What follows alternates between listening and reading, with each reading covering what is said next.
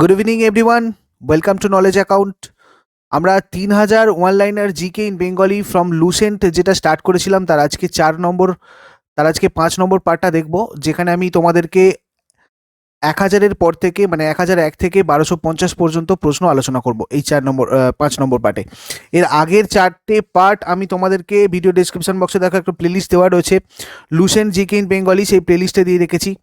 তোমাদের একটু আগেই আর একটা ভিডিও পাবলিশ হয়েছে, সেটা হচ্ছে ওড়িশার current affairs, state wise current affairs of Odisha. এটা নিয়ে মোট 8টা স্টেট আমি তোমাদেরকে কভার করে দিয়েছি। এগুলো তোমরা স্টেট ওয়াইজ কারেন্ট অ্যাফেয়ার্স প্লেলিস্টে পেয়ে যাবে, ভিডিও ডিসক্রিপশন বক্সে রয়েছে। এছাড়া ধরো আরআরবি, এনটিপিসি বা আমাদের ডেলি কারেন্ট অ্যাফেয়ার্সের যে প্লেলিস্ট সেগুলো রয়েছে ভিডিও ডিসক্রিপশন বক্সে, তোমরা ওখান থেকে গিয়ে কিন্তু এগুলো চেক করে নিতে পারবে, প্রত্যেকটা ভিডিও দেখতে পারবে। আজকে একটু পরেই 9টার সময় রয়েছে কারেন্ট অ্যাফেয়ার্স 2020-র একটা ফ্রি এবং লাইভ মক টেস্ট 60 MCQs-এর। তোমরা এটা আমার সাথে জয়েন করতে পারো এই মক টেস্টে। এর লিঙ্ক ভিডিও ডেসক্রিপশন বক্সে রয়েছে, তোমরা ওখান থেকে এটা একটু নোটিফাই করে নাও।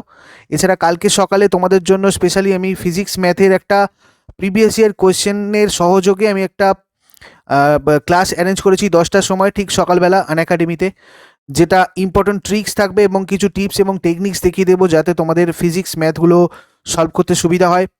যদিও এর আগে আমি তোমাদের অনেক ফিজিক্স ম্যাথ করেছি, তোমরা একটু দেখো ফিজিক্স ম্যাথ বলে একটা প্লেলিস্ট রয়েছে বা ফিজিক্স বলে প্লেলিস্ট রয়েছে নলেজ অ্যাকাউন্টের প্লেলিস্টে গিয়ে দেখো, সেখানে আমি তোমাদের অনেক অলরেডি ফিজিক্সের ম্যাথ করিয়েছি।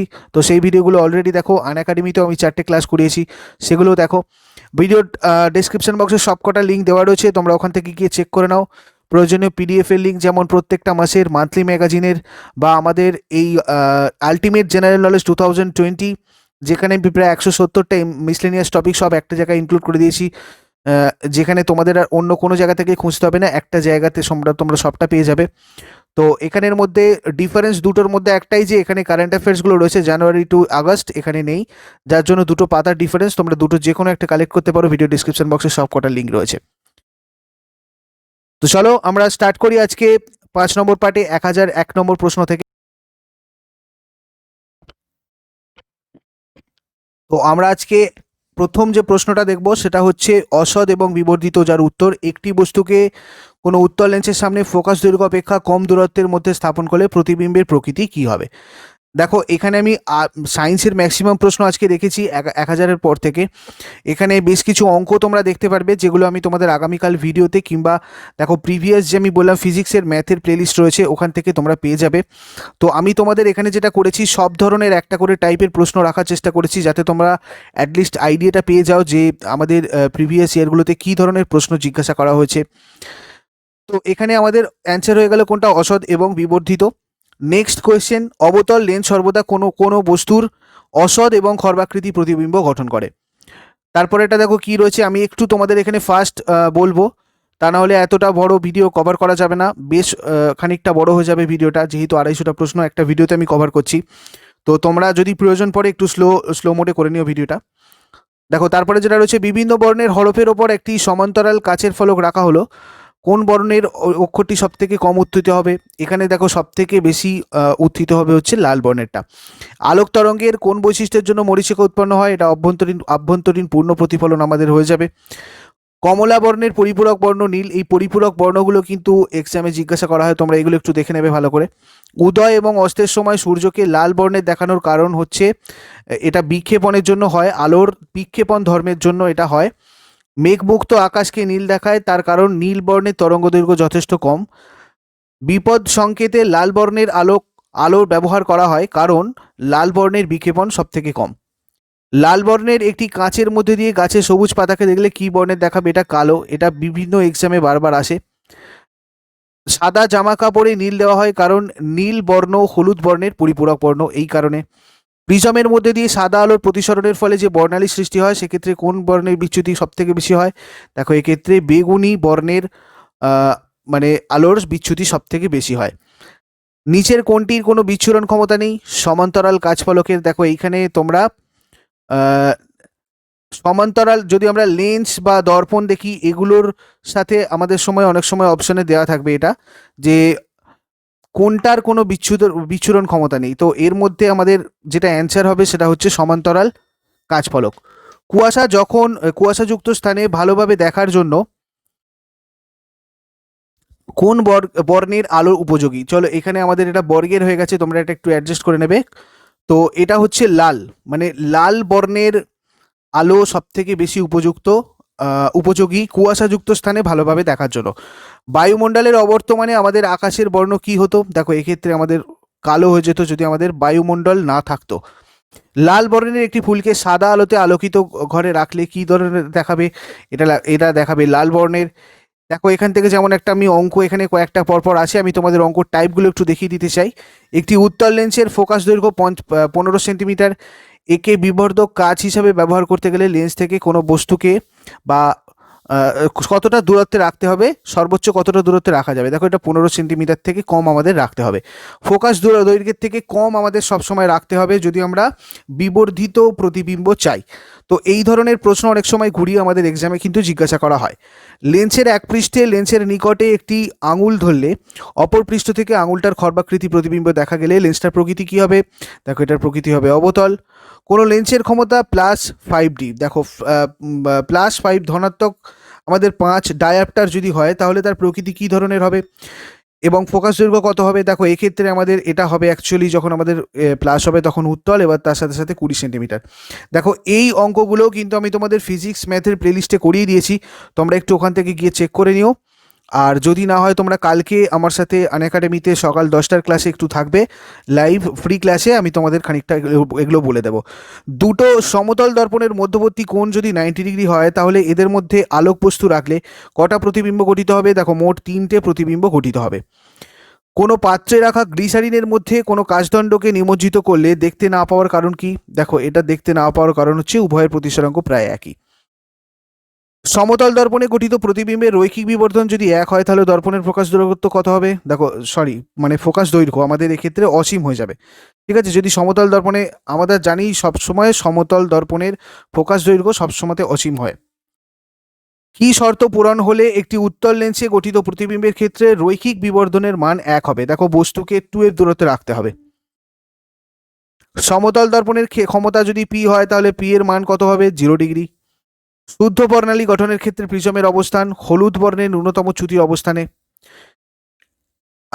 যেটাকে আমরা মিনিমাম ডেভিয়েশন বলি অ্যাকচুয়ালি। একটি আলোকরশ্মি প্রতিপালকের ওপর কত কোণে আপতিত ও প্রতিফলিত রশ্মি একে অপরের উপর লম্ব হবে? তো এটা আমাদের অ্যান্সার হয়ে যাবে কোনটা? 45 ডিগ্রি। একটি ভালোভাবে কাটা হিরেকে উজ্জ্বল দেখায় কেন? উচ্চ প্রতিসরাঙ্কের জন্য। আলোর নিয়মিত প্রতিফলনের সূত্র কটা? দুটো। দূরদৃষ্টি সম্পন্ন ব্যক্তির ক্ষেত্রে কোন ধরনের লেন্স প্রয়োজন? উত্তল লেন্স। একটি প্রিজম সাদা আলোকে 7টি বর্ণে বিভাজিত করে, এর কারণ কি? বিভিন্ন বর্ণের আলোর বেগ বিভিন্ন। 6 ফুট লম্বা এক ব্যক্তি 9 ফুট উচ্চতায় অবস্থিত একটি ল্যাম্প থেকে 3 ফুট দূরে দণ্ডায়মান, এই ব্যক্তির ছায়া দৈর্ঘ্য কত হবে? 6 ফুট। সমতল দর্পণে একটি দেওয়াল ঘড়ির প্রতিবিম্ব দেখে মনে হলো 2:05 প্রকৃত সময় কত হবে? 9:45। কাচের মধ্যে নিচের কোন রঙের আলোর সব থেকে বেশি?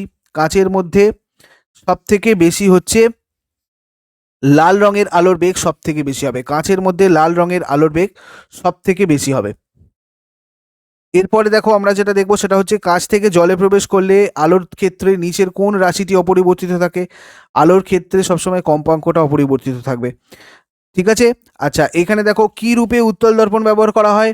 এখানে দেখো উত্তল দর্পণ ব্যবহার করা হয় অ্যাকচুয়ালি ভিউ ফাইন্ডার হিসাবে আমরা উত্তল দর্পণ ব্যবহার করে থাকি।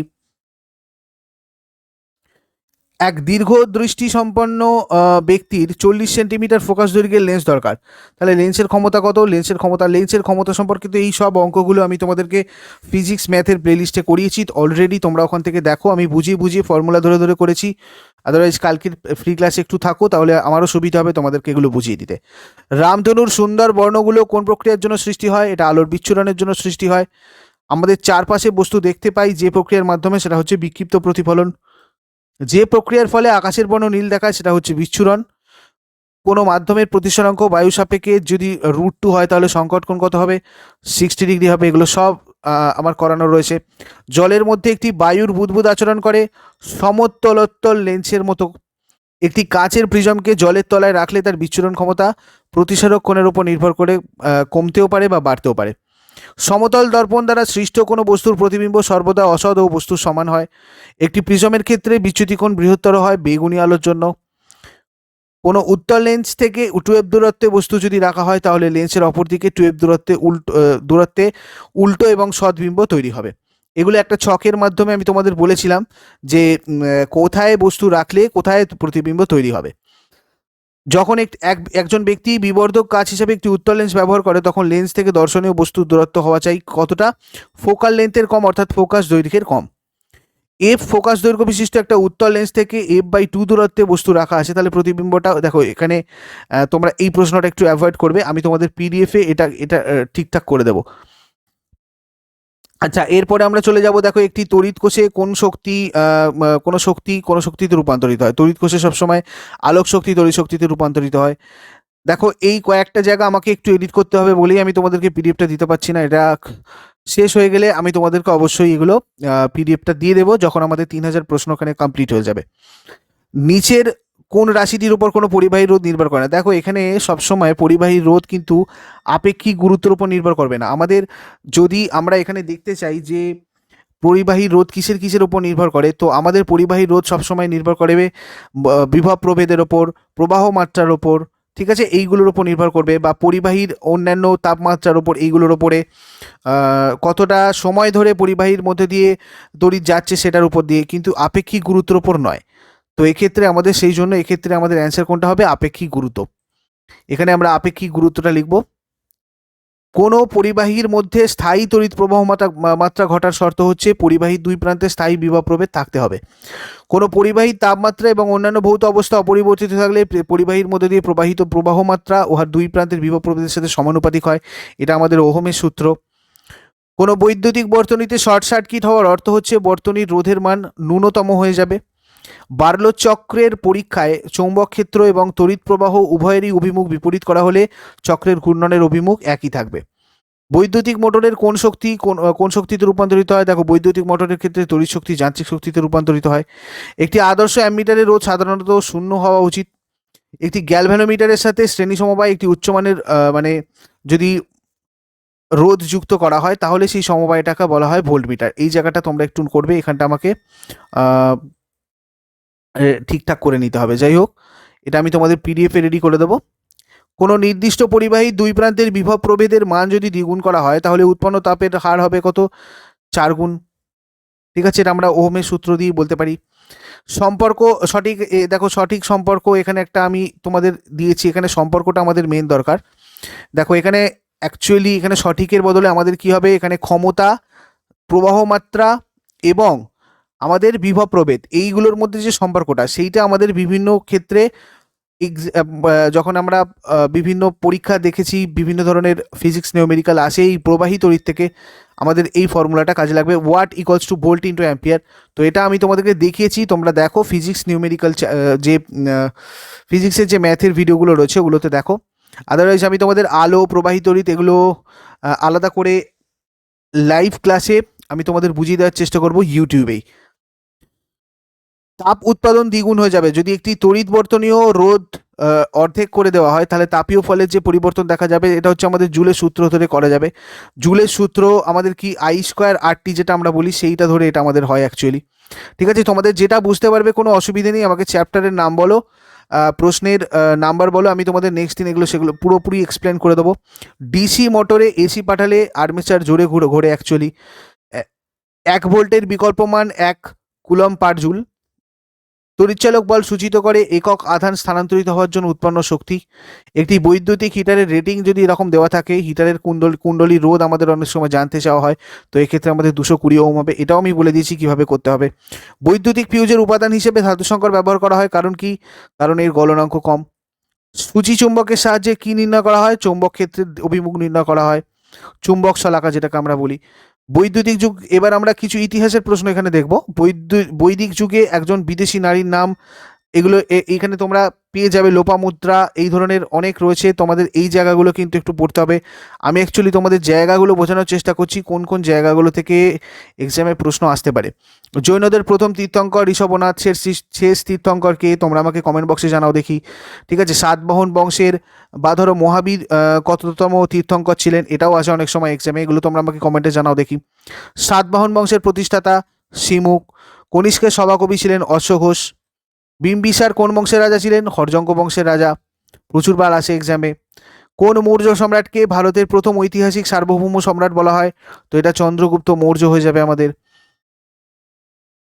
এবার দেখো দিল্লির কোন সুলতান তাম্র মুদ্রা প্রচলন করেন? মোহাম্মদ বিন তুগলক। তোমাদের যদি কোনো প্রশ্ন নিয়ে কনফিউশন থাকে তোমরা আমাকে কমেন্ট বক্সে জানাবে, আমি তোমাদের নেক্সট দিন অবশ্যই সেগুলো ঠিকঠাক করে বুঝিয়ে দেবো। কোন সুলতানের সময় তৈমুর লং ভারতবর্ষ আক্রমণ করেছিল? নাসিরুদ্দিন মাহমুদ শাহের সময়।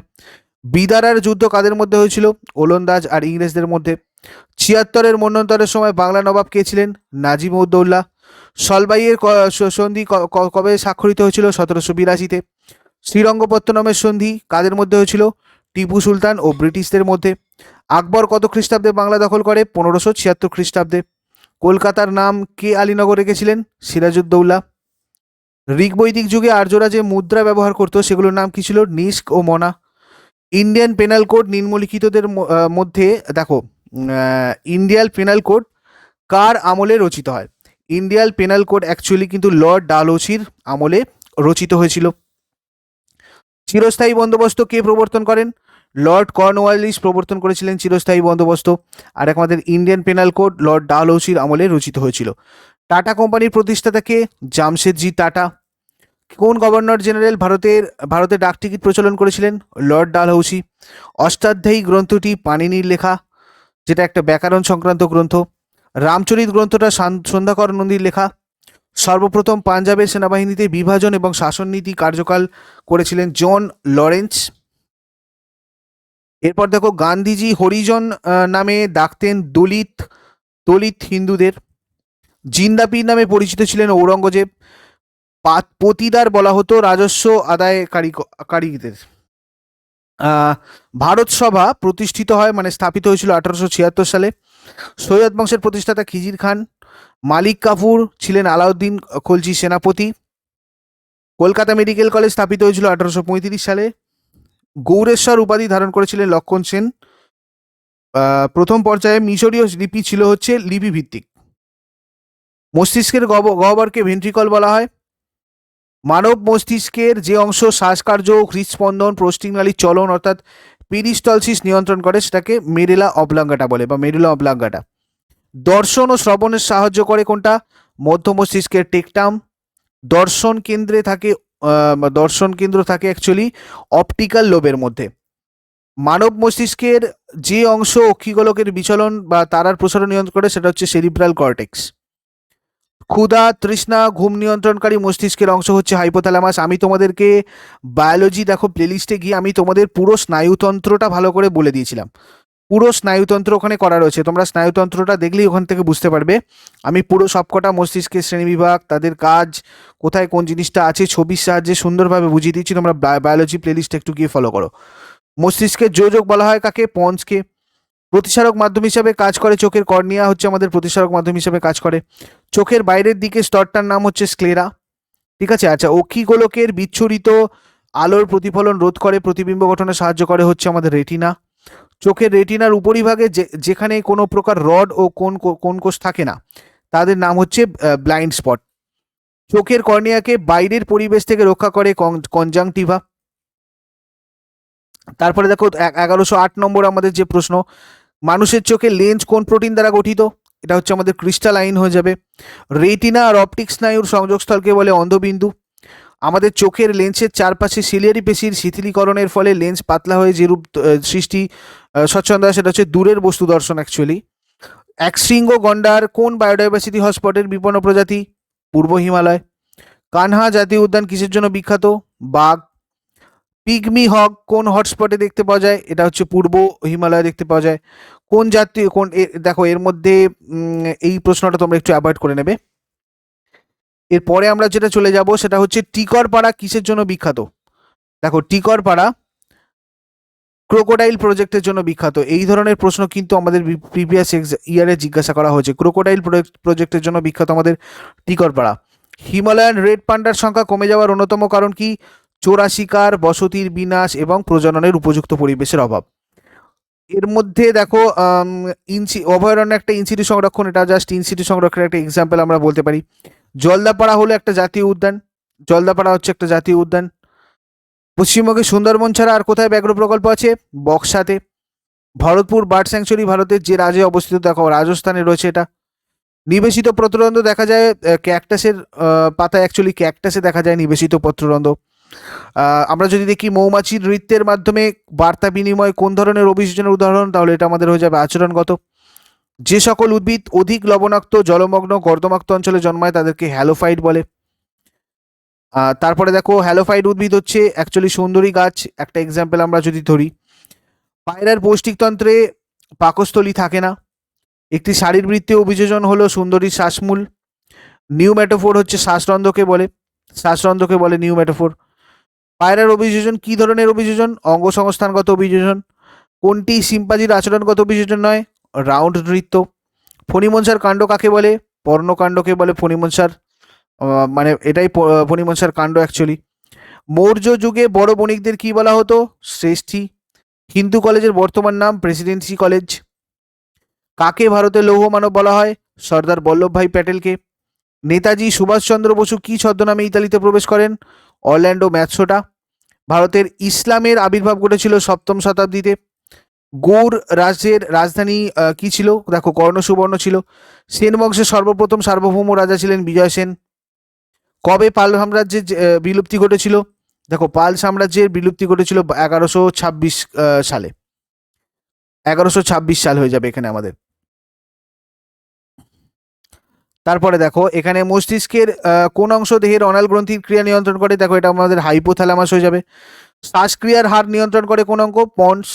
প্রতিবর্ত ক্রিয়া প্রধানত নিয়ন্ত্রিত হয় সুষুম্নাকাণ্ডের দ্বারা। চোখের পিতবিন্দু বর্তমান কোথায় কোথায় রয়েছে? এটা রেটিনায়। অশ্রুতে উপস্থিত যে উৎসেচক সেটার নাম হচ্ছে লাইসোজাইম বা প্রদত্ত কোন প্রাণীর একনেত্র দৃষ্টি হয়? দেখো এটা ব্যাংকের আমাদের ব্যাঙের যে সেটা হচ্ছে আমাদের একনেত্র দৃষ্টি। আমাদের মানুষের কি ধরনের দৃষ্টি দেখা যায়? তোমরা আমাকে কমেন্ট বক্সে জানাও দেখি। নিউরনের বহির্মুখী শাখাকে বলা হয় অ্যাকশন। নিউরনের দীর্ঘ বহির্বাহী প্রবর্ধকটা হচ্ছে অ্যাকশন। নিউরনের কোষদেহগুলো মিলিত হয়ে গঠন করে স্নায়ুগ্রন্থি। পরপর উপস্থিত এরূপ দুটো স্নায়ু কোষের সংযোগস্থলকে বলা হয় সাইন্যাপস। মেরু ভালুকের বিপন্নতার কারণ বিশ্ব উষ্ণায়ন। IUCN ঘোষিত অতি সংকটাপন্ন বিপন্ন প্রজাতি হচ্ছে ঘড়িয়াল। স্বায়ত্তশাসনের জনক বলা হয় লর্ড রিপনকে। পশ্চিমবঙ্গ বিধানসভায় গৃহীত বিল আইনে পরিণত হয় যার স্বাক্ষরে? তিনি হলেন রাজ্যপাল। কোন অঙ্গরাজ্য থেকে রাজ্যসভার সদস্যরা নির্বাচিত হন? বিধানসভার সদস্যদের দ্বারা। কোনো অঙ্গরাজ্য থেকে রাজ্যসভার সদস্যরা নির্বাচিত হন বিধানসভার সদস্যদের দ্বারা নির্বাচিত হয়ে। মৌলিক অধিকার রক্ষার জন্য সুপ্রিম কোর্ট এবং হাইকোর্ট লেখ জারি করে। টোটাল 5টা। আচ্ছা, দেওয়ানি মামলার ক্ষেত্রে সর্বনিম্ন আদালত হচ্ছে ন্যায় পঞ্চায়েত। স্বাধীন ভারতের প্রথম প্রধান বিচারপতি হলেন হরিলাল কানাইয়া। বর্তমানে সুপ্রিম কোর্টের প্রধান বিচারপতি হলেন শরদ অরবিন্দ বোবদে। ভারতের অভিলেখ আদালত হচ্ছে সুপ্রিম কোর্ট। কেন্দ্র রাজ্য দ্বন্দ্ব বা রাজ্য বনাম রাজ্যের বিরোধ সুপ্রিম কোর্টের মূল এলাকার মধ্যে অ্যাকচুয়ালি পড়ে। পৃথিবীর যে কোনো সুপ্রিম কোর্টের চেয়ে ভারতের সুপ্রিম কোর্ট অধিক ক্ষমতার অধিকারী, এটা বলেছেন কৃষ্ণস্বামী আয়ার। রাষ্ট্রপতি সুপ্রিম কোর্টের কাছে পরামর্শ চান সংবিধানের 143 নম্বর ধারা অনুযায়ী। সুপ্রিম কোর্টের বিচারপতিদের পদচ্যুত করেন রাষ্ট্রপতি। সুপ্রিম কোর্টের বিচারকদের পদচ্যুত করা হয় সংসদে ইমপিচমেন্টের মাধ্যমে। শাসনতান্ত্রিক প্রতিবিধানের অধিকার স্বীকৃত হয়েছে সংবিধানের 32 নম্বর ধারায়। ভারতের বিচার ব্যবস্থার শীর্ষে রয়েছেন সুপ্রিম কোর্ট। ভারতের বিচার ব্যবস্থার প্রকৃতি হচ্ছে দ্বৈত যুক্তরাষ্ট্রীয়। সুপ্রিম কোর্টের বিচারপতিদের নিয়োগ করেন রাষ্ট্রপতি। সুপ্রিম কোর্টের বিচারপতির সংখ্যা 31 জন। সুপ্রিম কোর্টের বিচারপতিদের অবসর গ্রহণের বয়স হচ্ছে 65 বছর। বিচারপতিদের পদচ্যুত করে সরকারের শাসন বিভাগ। সুপ্রিম কোর্ট গঠনের কথা বলা হয়েছে 124 নম্বর ধারায়। 1900 থেকে 2000 খ্রিস্টাব্দের মধ্যে পৃথিবীর গড় তাপমাত্রা বেড়েছে 1 ডিগ্রি সেন্টিগ্রেড। আবর্জনা পচন আর জলজ উদ্ভিদের পচনে উৎপন্ন হয় মিথেন CH4। COPD হয় বায়ু দূষণের ফলে। ব্রঙ্কাইটিস রোগে আক্রান্ত দেহাঙ্গটি, মানে যে দেহের যে অঙ্গটা আক্রান্ত হয় সেটা হচ্ছে শ্বাসপথ বা শ্বাসনালী। ফুসফুস। অ্যাজমা রোগের কারণ কি? অ্যাজমা রোগের কারণ হচ্ছে ধূলিকণা। তারপরে যেটা আমরা দেখবো সেটা হচ্ছে কোন কোন কোন রোগটি জীবিকার সাথে যুক্ত। দেখো অ্যাসবেস্টিসটা জীবিকার সাথে যুক্ত। অ্যালার্জেন যে রোগটার জন্য দায়ী সেটা হচ্ছে অ্যাজমা। অ্যাজমায় আক্রান্ত দেহটা হচ্ছে ফুসফুস। একটি কার্সিনোজেন হলো নিকোটিন। ত্বকের ক্যান্সারের জন্য দায়ী ইউভি রশ্মি, তেজস্ক্রিয় পদার্থ সৃষ্টি করতে পারে, মানে ক্যান্সার। জনঘনত্বের এক্সপোনেনশিয়াল বৃদ্ধির প্রকাশ ঘটে যে গ্রাফের দ্বারা, সেটা হচ্ছে এস আকৃতির গ্রাফ। পপুলেশনের ধারণ ক্ষমতায় পৌঁছলে সেক্ষেত্রে জন্মহার গ্রেটার দ্যান মৃত্যুহার হয়। একটি দেশে কত শতাংশ পরিমাণ স্থান বনভূমি থাকা বাঞ্ছনীয়? দেখো 33% কোনো একটা দেশের টোটাল বনভূমি থাকাটা উচিত এবং বাঞ্ছনীয়, পরিবেশের ভারসাম্য মানে ঠিকঠাক থাকার জন্য। বর্তমানে ভারতে বনভূমির পরিমাণ টোটাল 21%, মানে আমাদের দরকারের থেকে অনেকটাই কম। মাইটোসিসের যে দশায় সিস্টার ক্রোমাটিড দুটো আলাদা হয়ে যায় সেটা হচ্ছে অ্যানাফেজ। যে ক্রোমোজোমের শেষ প্রান্তে সেন্ট্রোমিয়ার থাকে সেটাকে ক্রোমোজোম বলি আমরা। আচ্ছা, সেটাকে আমরা টেলোসেন্ট্রিক ক্রোমোজোম, এই জায়গাটা তোমরা একটু চেক করে নেবে, টেলোসেন্ট্রিক ক্রোমোজোম বলা হয় সেটাকে। এই জায়গাটা আমি তোমাদের পিডিএফ এর সময় একটু ঠিক করে দেবো।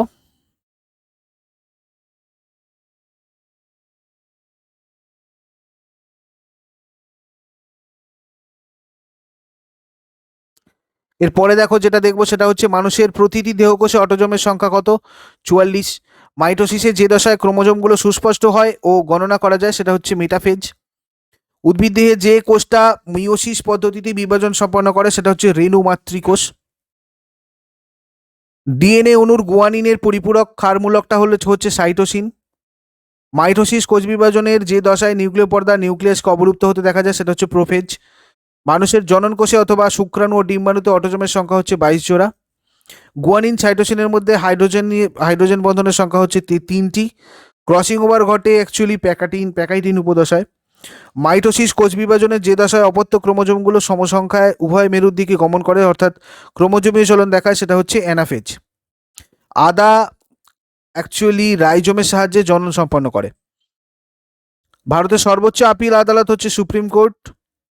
সংবিধান অনুযায়ী কোন বিল অর্থ বিল কিনা, কোনো বিল অর্থ বিল কিনা সেই সম্পর্কে চূড়ান্ত সিদ্ধান্ত নেওয়ার অধিকারী হচ্ছেন লোকসভার অধ্যক্ষ। লোকসভার কমপক্ষে কতজন সদস্যের উপস্থিতিকে কোরাম বলা হয়? 1/10। সংসদীয় কমিটিগুলোর প্রধানকে লোকসভার অধ্যক্ষ। ভারতের উপরাষ্ট্রপতি হলেন রাজ্যসভার সভাপতি। লোকসভার স্পিকারকে নির্বাচিত করেন লোকসভার নির্বাচিত সদস্যগণ। সংসদের উভয় কক্ষে যৌথ অধিবেশনে সভাপতিত্ব করেন স্পিকার। সংসদের উভয় কক্ষের যৌথ অধিবেশন আহ্বান করেন রাষ্ট্রপতি। এখানে তারপরে দেখো রাজ্যসভায় অঙ্গরাজ্য আর কেন্দ্রশাসিত অঞ্চল থেকে নির্বাচিত হতে পারেন অনধিক 238 জন। লোকসভার সচিবালয়ের প্রধান হলেন স্পিকার। লোকসভার নির্ণায়ক ভোট প্রদান করার ক্ষমতা রয়েছে স্পিকারের। এরপরে ভারত কেন্দ্রীয় তালিকাভুক্ত বিষয়ে আইন প্রণয়নের ক্ষমতা অর্পণ করা হয়েছে লোকসভা ও রাজ্যসভার হাতে।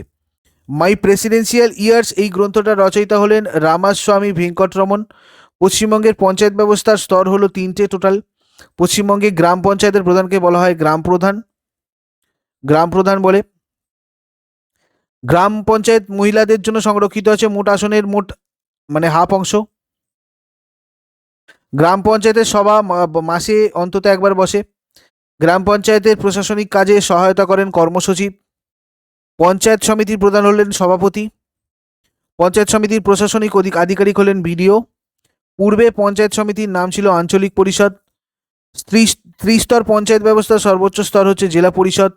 জেলা পরিষদের প্রশাসনিক কর্মকর্তা হলেন ডিএম। পঞ্চায়েতের কতগুলো সভায় পরপর হাজির না থাকলে সদস্যপদ বাতিল হয়? টোটাল 3টে সভায় যদি পরপর হাজির না হয় তাহলে সদস্যপদ বাতিল হয়ে যায়। স্বায়ত্তশাসনের ইতিহাস পাওয়া যায় অর্থশাস্ত্র থেকে। স্বায়ত্তশাসনের উল্লেখ রয়েছে আবুল ফজলের লেখা আইন ই আকবরী গ্রন্থে। গ্রাম পঞ্চায়েত গঠিত হয় 5 থেকে 30 জন সদস্যকে নিয়ে। গ্রাম পঞ্চায়েতের এক একটি কেন্দ্র থেকে সর্বাধিক যতজন প্রতিনিধি নির্বাচিত হতে পারেন সেটা হচ্ছে আমাদের 3 জন। জেলা পরিষদের কার্যকাল বাড়ানো যায় 6 মাস। ন্যায় পঞ্চায়েতের সদস্য সংখ্যা 5 জন। পশ্চিমবঙ্গে ত্রিস্তর বিশিষ্ট পঞ্চায়েত ব্যবস্থা চালু হয় 1973 সালের আইন অনুযায়ী। গ্রাম সভার বার্ষিক অধিবেশন বসে ডিসেম্বর মাসে। গ্রাম পঞ্চায়েতের কার্যাবলী 3 ভাগে মোট বিভক্ত। পঞ্চায়েতের সমিতির অধিবেশন ডাকা হয় 3 মাস অন্তর অন্তর। পশ্চিমবঙ্গে প্রথম পঞ্চায়েত নির্বাচন অনুষ্ঠিত হয়েছিল 1978 খ্রিস্টাব্দে। ভাস্কো দা গামা ভারতে এসেছিল 1498 সালে। দিউ ছিল পর্তুগিজদের উপনিবেশ। 1612 সালে গুজরাটে একটা বাণিজ্য বন্দর স্থাপন করেছিল ব্রিটিশ। 1614 সালের স্যার টমাস রো প্রথম জেমসের নির্দেশে জাহাঙ্গীরের দরবারে এসেছিলেন। 1661 সালে ব্রিটিশ ইস্ট ইন্ডিয়া কোম্পানি দ্বিতীয় চার্লসের থেকে বোম্বে স্থানটা দখল করেছিল। প্রাচীন ভারতে গ্রাম মানে দেখো, এর একটা রাষ্ট্রের ক্ষুদ্রতম রাজনৈতিক সংস্থাকে গ্রাম বলা হতো অ্যাকচুয়ালি প্রাচীন ভারতে। ঠিক আছে, রাষ্ট্রের ক্ষুদ্রতম রাজনৈতিক সংস্থা ছিল হচ্ছে গ্রাম। আচ্ছা, এরপরে দেখো যেটা আমরা দেখবো সেটা হচ্ছে 1240 নম্বর কোয়েশ্চেন। তো এখানে আমাদের বলা হচ্ছে মধ্যযুগের মোগল শাসনাধীন ভারতের স্থানীয় স্বায়ত্ত শাসনের পূর্ণাঙ্গ চিত্র কার রচনা থেকে জানা যায়? এটা আবুল ফজলের রচনা থেকে জানা যায়। ভারতীয় সংবিধানের কত নম্বর ধারায় গ্রাম পঞ্চায়েত গঠনের কথা বলা হয়েছে? 80 নম্বর ধারায়। ভারতের কোন পঞ্চবার্ষিকী পরিকল্পনা গ্রহণের সময় স্বায়ত্তশাসন ব্যবস্থার প্রবর্তনের উপর বিশেষ গুরুত্ব দেওয়া হয়? দেখো, এক্ষেত্রে আমাদের ভারতের প্রথম পঞ্চবার্ষিকী পরিকল্পনায় পরিকল্পনা শুরু হয়েছিল 1951 সালে। পঞ্চায়েত ব্যবস্থা সম্পর্কে কোন কমিটি বেশ কিছু মূল্যবান সুপারিশ করে? দেখো, এখানে আমাদের বলবন্ত রাও মেহতা কমিটি। বলবন্ত রাও কমিটি গঠিত হয়েছিল 1956 সালে। বলবন্ত রাও কমিটি 1957 সালে পঞ্চায়েত ব্যবস্থা সম্পর্কে সুপারিশ করেছিল। বলবন্ত রাও মেহতা কমিটি 80,000 জনসংখ্যা পিছু একটি পঞ্চায়েত সমিতি গঠনের কথা বলেছিলেন। আর বলবন্ত রাও মেহতা কমিটি সুপারিশ গৃহীত হয়েছিল 1958 সালে। ভারতীয় সংবিধানের কততম সংশোধনের মাধ্যমে পঞ্চায়েত ব্যবস্থাকে সাংবিধানিক মর্যাদা প্রদান করা হয়েছিল? এটা 73তম সংবিধান সংশোধনীতে করা হয়েছিল, যেটা হয়েছিল 1992 সালে। 73তম সংবিধান সংশোধনী আইন। তো তোমরা দেখতেই পাচ্ছ এখানে বেশ কিছু স্পেলিং মিস্টেক রয়েছে এবং বেশ কিছু জায়গায় একটু আমাদের প্রশ্নটার লেখার মধ্যে অসঙ্গতি রয়েছে। তো এইটার জন্যই আমি তোমাদের পিডিএফটা অ্যাকচুয়ালি প্রোভাইড করতে পারছি না খুব তাড়াতাড়ি। আমি এগুলোকে রেডি করে আমি তোমাদের সামনেই এটা আমি তোমাদের 3000টা প্রশ্ন কমপ্লিট হলেই আমি তোমাদেরকে পিডিএফটা প্রোভাইড করে দেবো। এর পরের পার্ট হয়তো আমি কালকে বা পরশুদিন তোমাদেরকে আবার পাবলিশ করে দেবো। তোমরা একটু দেখো, একটু অ্যাডজাস্ট করে নাও, কিছু করার নেই। আর এর পরের দিন আমরা দেখো এখানে আরও যে বাদবাকি প্রশ্নগুলো রয়েছে আমি এগুলো আরও একবার নিজে চেক করে নেব, তারপরে তোমাদের সাথে এগুলো শেয়ার করব। টোটাল 3000টা কোয়েশ্চেন। ভিডিওটা যদি ইউজফুল বলে মনে হয় তাহলে অবশ্যই একটা লাইক করো। আর আগের পার্টগুলো তোমরা দেখে নাও, ভিডিও ডিসক্রিপশন বক্সে দেওয়া রয়েছে। সেখান থেকে তোমরা ডেলি কারেন্ট অ্যাফেয়ার্সের প্লেলিস্ট, স্টেট ওয়াইজ কারেন্ট অ্যাফেয়ার্সের প্লেলিস্ট, বা আজকে রাত্রির 9টার সময় আমি আনএকাডেমিতে যে কারেন্ট অ্যাফেয়ার্সের ক্লাসের কথা বললাম, বা কালকে সকালবেলা 10টার সময় যে ফিজিক্স নিউমেরিক্যালের কথাটা বললাম আনএকাডেমিতে, তো এগুলো সম্পূর্ণ ফ্রি ক্লাস। তোমরা এগুলোতে এসো, জয়েন করো, তাহলে তোমাদের সাথে আরও এই ব্যাপারগুলোতে নিয়ে যদি তোমাদের কোনো বক্তব্য থাকে আমি টুকটাক ওখানে কিছু বলতেও পারবো। তো আপাতত ধন্যবাদ। নেক্সট দেখা হচ্ছে সবার সাথে তাহলে ঠিক 9টার সময় আনএকাডেমিতে।